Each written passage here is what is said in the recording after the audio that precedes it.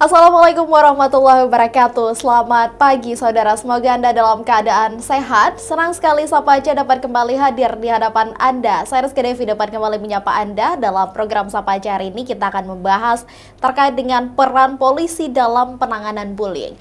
Nah saudara, fenomena bullying atau perundungan ini memang menjadi masalah yang cukup serius yang tidak hanya terjadi di lingkungan pendidikan, di lingkungan sekolah, tapi juga dunia kerja atau bahkan media digital. Nah dalam upaya untuk menanggulangi dan juga menindaklanjuti kasus bullying ini, peran kepolisian ini menjadi sangat penting, bukan hanya sebagai penegak hukum, tetapi juga sebagai pelindung dan pengayom masyarakat yang berperan aktif tentunya dalam pencegahan dan juga edukasi publik. Nah, untuk membahas hal ini secara lebih komprehensif, sudah hadir bersama kita di studio Kompas TV Aceh, ada Wakasat Reskrim Polresta Banda Aceh, Bapak Ibtu Julpandi SE MH. Assalamualaikum, selamat pagi Bapak, apa kabar hari ini? Waalaikumsalam, selamat pagi. Alhamdulillah baik. Baik, Bapak, terima kasih sudah bergabung bersama kami di Sapa Aceh.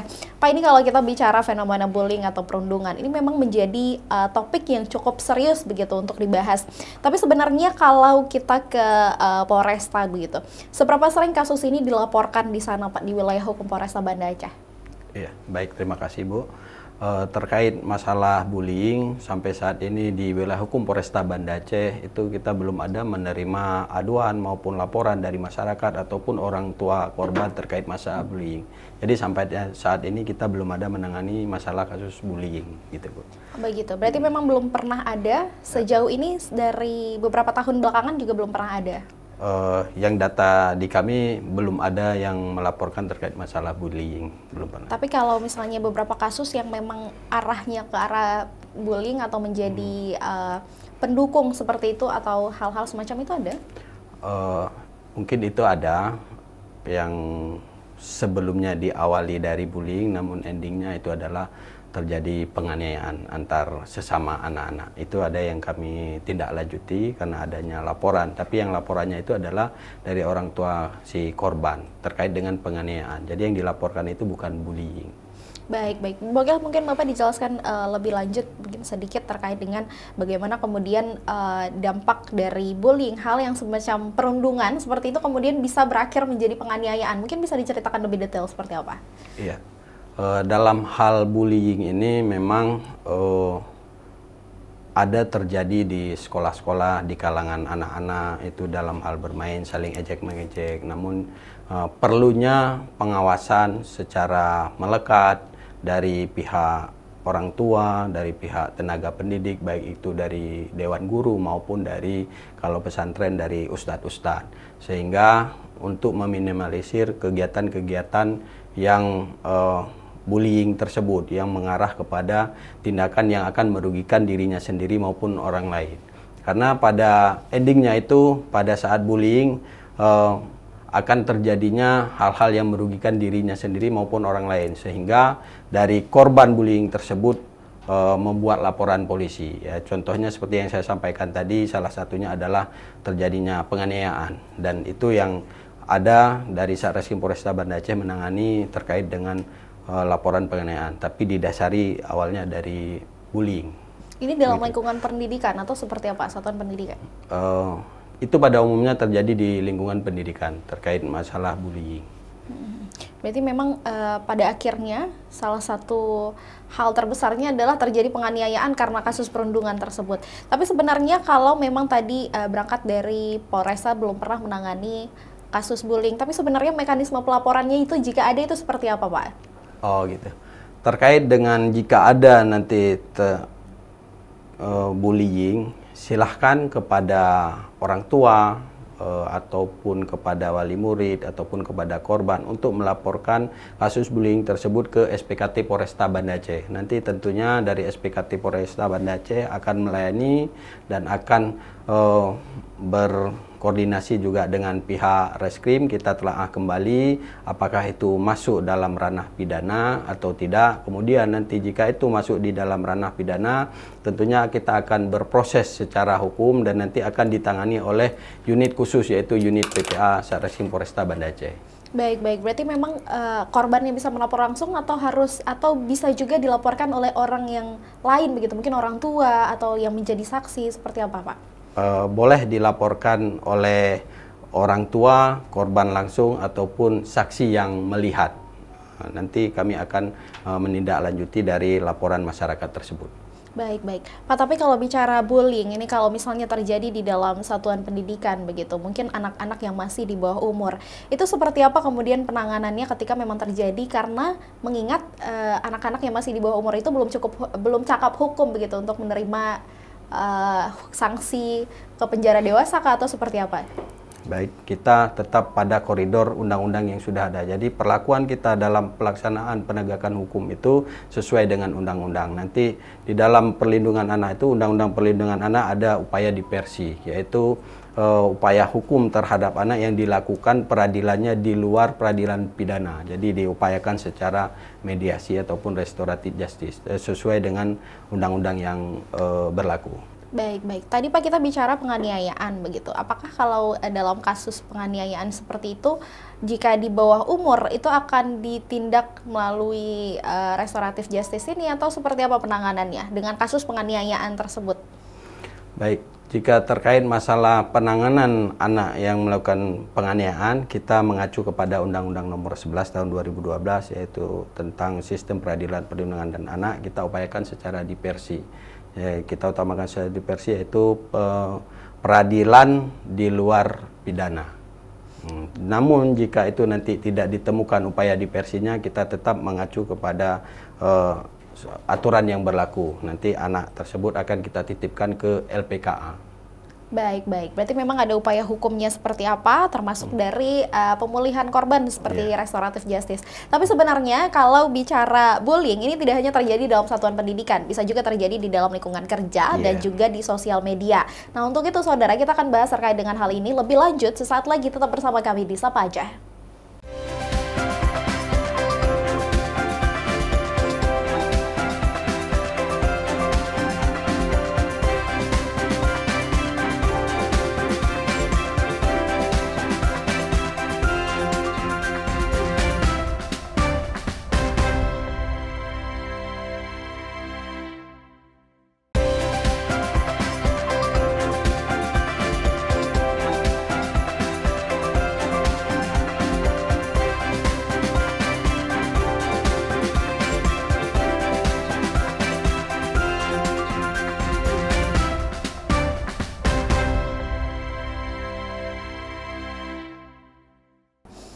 Ya saudara, terima kasih Anda masih bersama kami di Sapa Aja. Kita masih membahas seputar peran polisi dalam penanganan bullying. Nah, tadi sempat kita membahas bahwa bullying itu tidak hanya terjadi di dalam satuan pendidikan, tetapi juga dapat terjadi di lingkungan kerja, bahkan di media sosial. Nah, kalau tadi kembali ke bullying yang terjadi di satuan pendidikan, ini ada upaya penanganan yang memang dilakukan upaya dewa. Itu seperti apa tadi Pak Panji? Terkait masalah bullying yang ada terjadi di lingkungan pendidikan, kita dari Polri, khususnya Polresta Banda Aceh, ada melakukan upaya-upaya pencegahan, yaitu salah satunya kita melakukan sosialisasi ke sekolah-sekolah, kita sosialisasi ke pesantren, dan juga setiap hari Senin itu ada program dan perintah dari Bapak Kapolda Aceh. Setiap hari Senin itu polisi melakukan program Sawu Sikula. Di dalam program Sawu Sikula tersebut yang kami angkat salah satunya adalah masalah perundungan, bahayanya perundungan atau bullying, dan juga masalah bahaya narkoba, kemudian masalah judi online dan kenakalan remaja. Dan yang hebatnya lagi, baru-baru ini setingkat Bapak Kapolda Aceh saja melakukan Sawu Sikula langsung menjadi pembina upacara, dan itu diikuti oleh seluruh PJU Polda Aceh dan seluruh yang jajaran Polresta Banda Aceh. Kita jadi setiap hari Senin ada turun ke sekolah untuk melakukan Sawu Sikula untuk memberikan edukasi kepada peserta didik terkait masalah perundungan. Baik, itu bicara terkait dengan pencegahan, upaya preventif begitu. Tapi kalau kita bicara bagaimana kemudian kasus itu terjadi dan upaya damai antara korban itu seperti apa prosesnya Pak? Kalau di dalam kasus yang seperti ini, penganiayaan mungkin atau bullying itu seperti apa?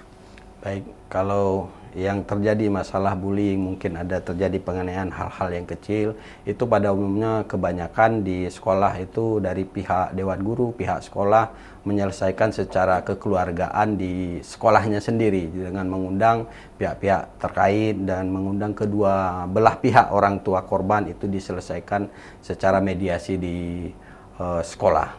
Berarti kebanyakan memang kasusnya akan selesai dengan mediasi, bukan langsung dilimpahkan ke perkaranya ke kejaksaan seperti itu atau seperti apa? Tidak, biasanya ada yang diselesaikan di sekolah oleh pihak sekolah, namun jika ada juga yang dilaporkan ke Polresta Banda Aceh, tapi yang dilaporkan itu bukanlah masalah bullyingnya, tapi dengan ekses dari akibat terjadi bullyingnya itu biasa itu timbulnya korban penganiayaan, dan yang kita proses itu adalah penganiayaan. Penganiayaan terhadap anak kita melakukan sesuai dengan SOP penyidikan, yaitu proses dengan Undang-Undang Nomor 11 Tahun 2012 Sistem Peradilan Pidana Anak.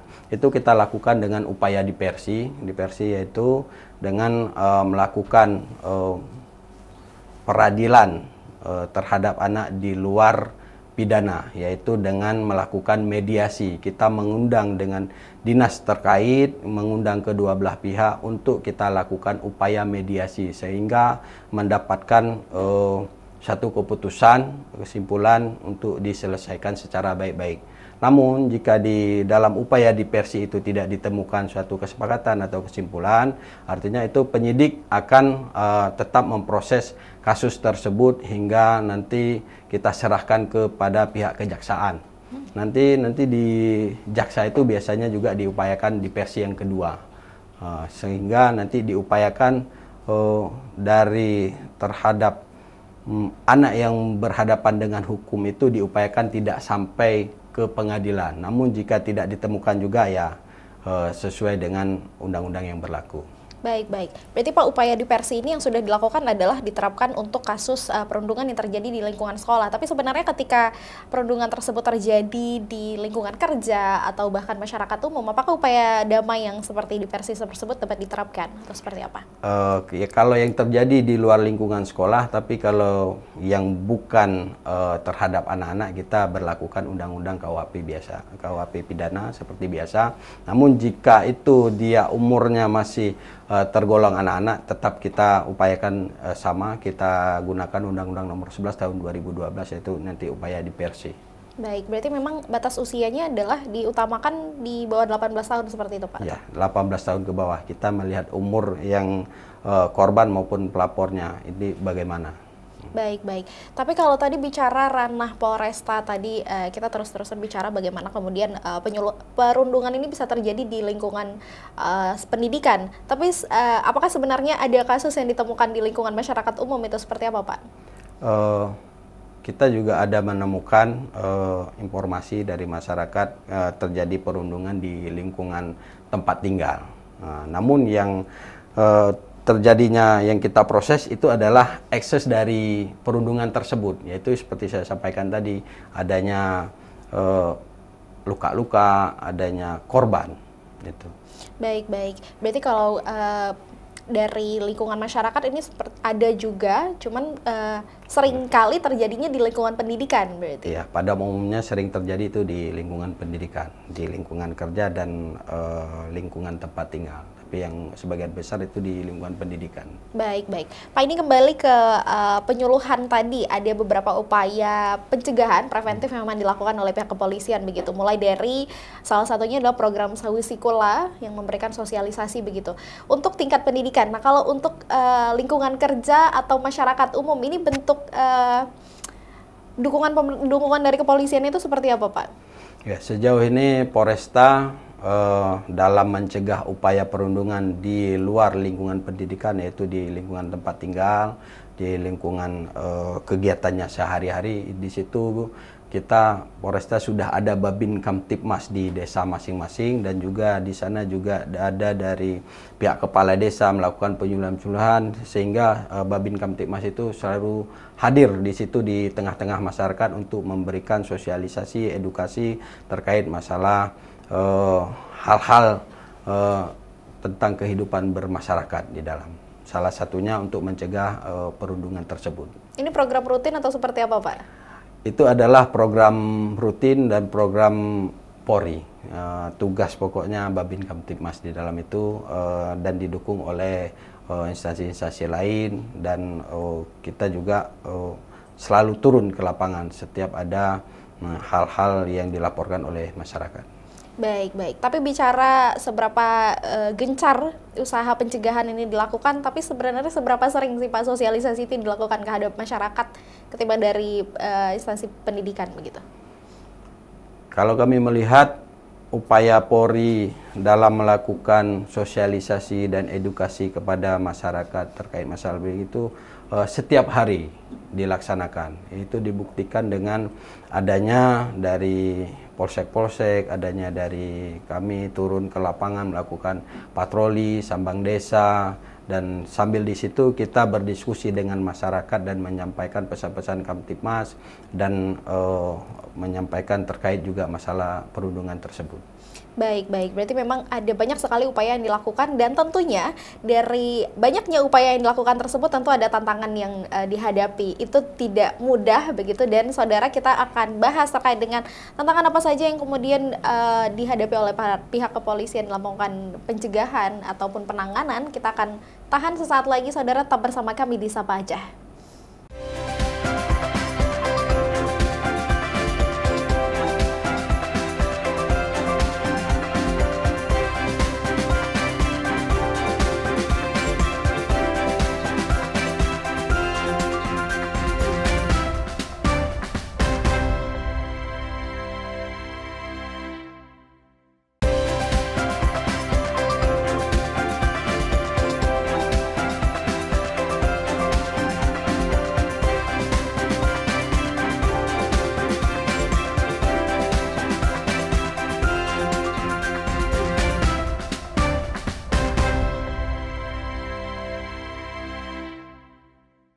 Ya, saudara, terima kasih Anda masih bersama kami di Sapa Aja. Kita masih membahas seputar peran polisi dalam penanganan bullying. Nah, tadi kita sempat bahas bagaimana kemudian berbagai upaya ini dilakukan oleh pihak kepolisian untuk dapat memberikan edukasi kepada masyarakat, sosialisasi, dan lain sebagainya.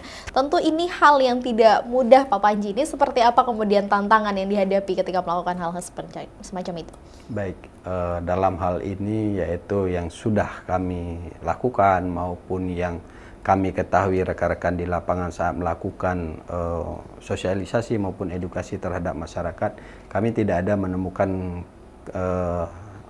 kendala maupun tantangan yang berarti sih, karena saat kita melakukan sosialisasi kita itu langsung berhadapan dengan masyarakat, kita dengan senyum sapa salam. Hanya saja kita menghadapi masyarakat yang berbeda-beda, dari ada yang kalangan yang ada dari yang agak ekstrim sedikit atau bagaimana gitu. Paling itu aja yang terkesan. Tapi kalau tantangan hal-hal yang lain tidak ada. Saya rasa selama ini yang sudah kami lakukan semua dapat diterima dengan baik oleh masyarakat.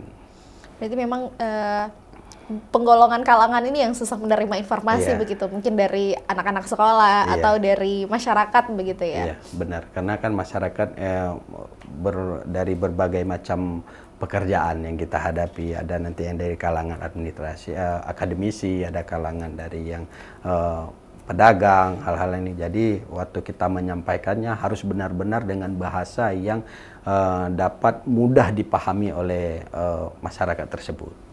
Iya, paling benar. itu aja yang kita menyesuaikan dengan keadaan waktu kita menyampaikan terkait edukasi masalah Harkamtibmas maupun masalah bullying ini.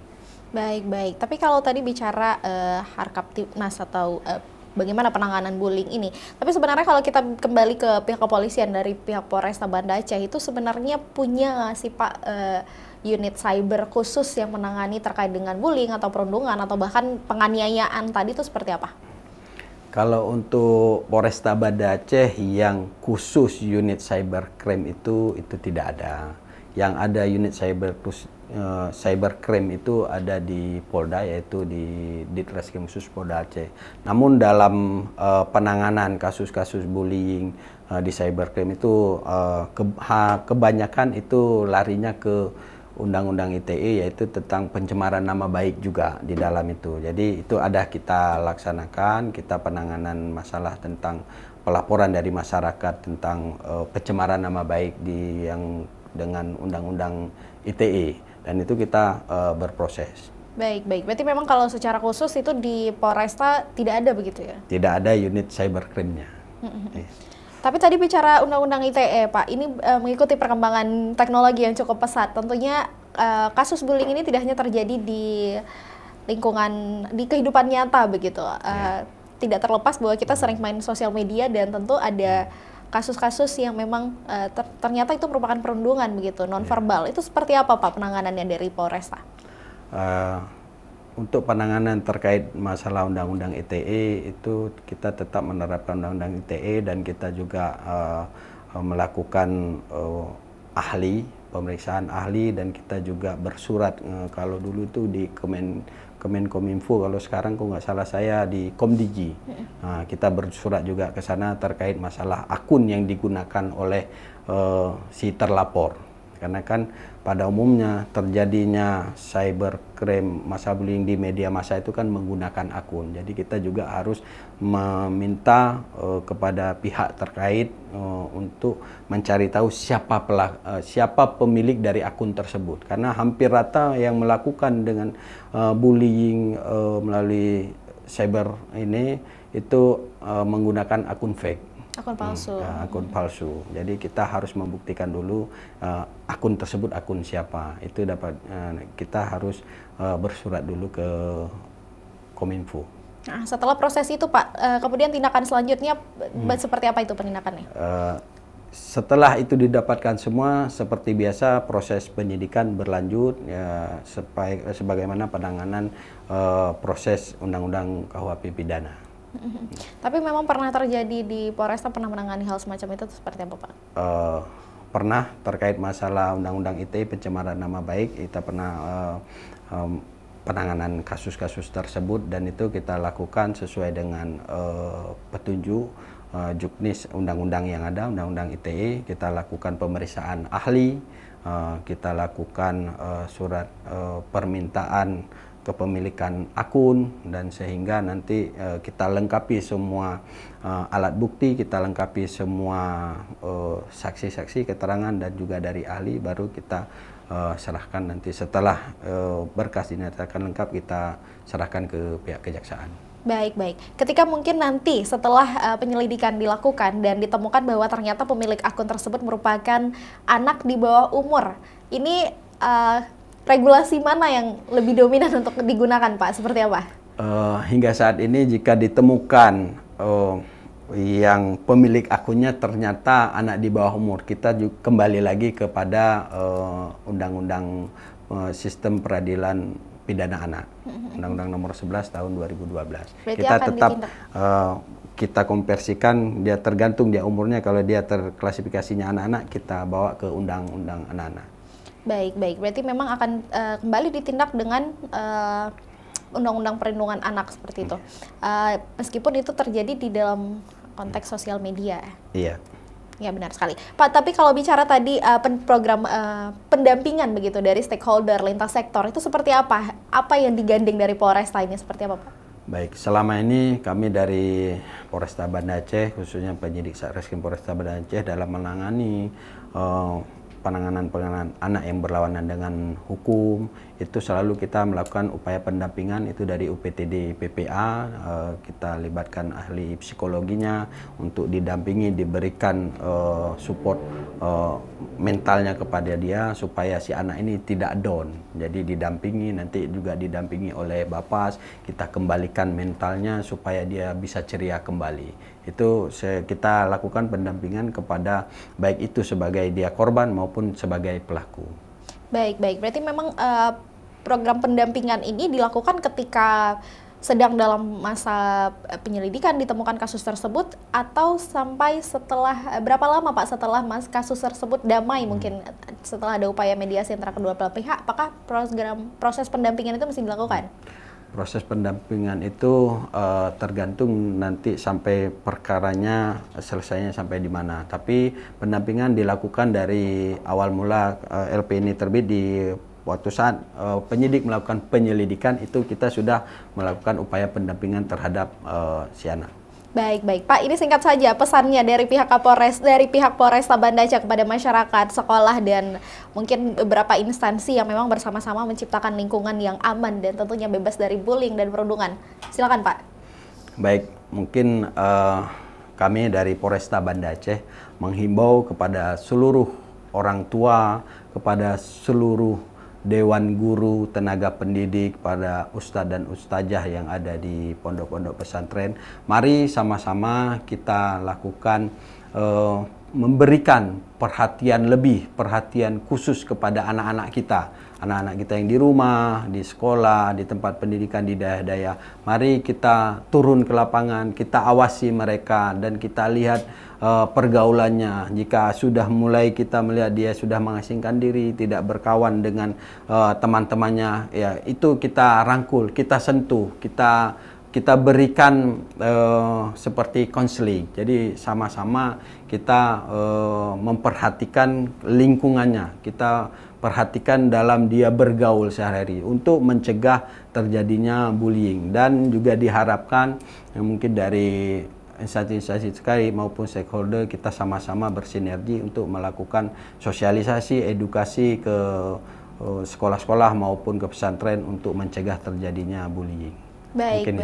Baik. Ini menarik sekali Pak untuk menjadi penutup, dan tentunya kita paham bahwa memang untuk menciptakan lingkungan yang aman dan tentunya bebas dari perundungan itu penting sekali punya kolaborasi begitu. Pak, demikian perbincangan kita pada pagi hari ini. Terima kasih Pak Julpandi. Sampai jumpa lagi nanti. Dan juga saudara, demikian perbincangan kita di Sapa Aceh. Kali ini kita membahas terkait dengan peran polisi dalam penanganan bullying. Jangan lupa saksikan Sapa Aceh setiap hari Senin dan Kamis pada pukul 6.00 waktu Indonesia Barat. Saya Rizka Devi dan seluruh kru yang bertugas pamit undur diri. Wassalamualaikum warahmatullahi wabarakatuh.